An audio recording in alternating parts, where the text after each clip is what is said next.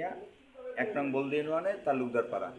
আমি বিগত দিনে এই অনৈতিক এবং আপনার দুর্নীতির বিরুদ্ধে কথা বলে আসছি। এর আগেও আমি ৩ জন সাংবাদিকের কাছে প্রতিবেদন দিয়েছিলাম। আজকে আসছি আমাদের উপজেলায় মাননীয় টিওনো স্যারের কাছে আমি লিখিত প্রতিবেদন দেওয়ার জন্য। সেটা হলো এই ৪ জন শিক্ষক এবং আপনার পরিচ্ছন্ন কর্মী নিয়ে ৪ জন নিয়োগ হয়েছে এবং এদের অনৈতিকভাবে এবং টাকার বিনিময়ে, সেটা আমি দীর্ঘদিন বলে আসছি এবং আজকেও বলি। এবং এই আওয়ামী সরকার এদের কি বলবো, এদের আর ভাষায় আসলে এদের বলতে বলতে আমাদের এখন লজ্জা লাগে আওয়ামী লীগের বিরুদ্ধে কথা বলা। এদের কত বড় নীচ এবং কতটুকু যে এরা অসৎ, সেটা আপনারা যদি স্কুলে যান তাহলে আমি একেবারে পুঙ্খানুপুঙ্খনে দেখাতে পারবো।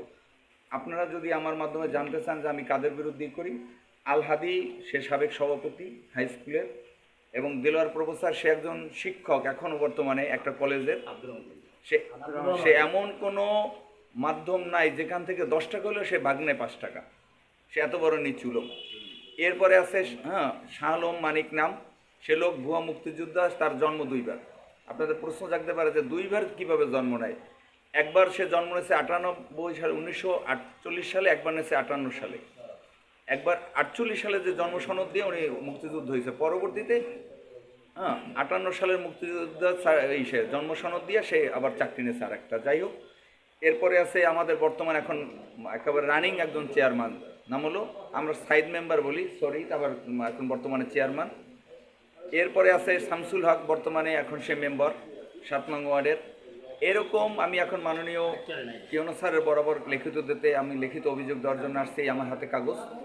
এখন স্যারের মারফতে আমি একটা সুষ্ঠু তদন্ত এবং সুষ্ঠু একটা প্রতিবেদন চাই এবং আমাদের এলাকার যে টাকাটা নিচ্ছে এই বিভিন্ন মানুষের কাছ থেকে, এই টাকাটা আমরা চাই একটা ফান্ডে থাকুক, এটা স্কুলের উন্নয়নমূলক কাজে লাগুক।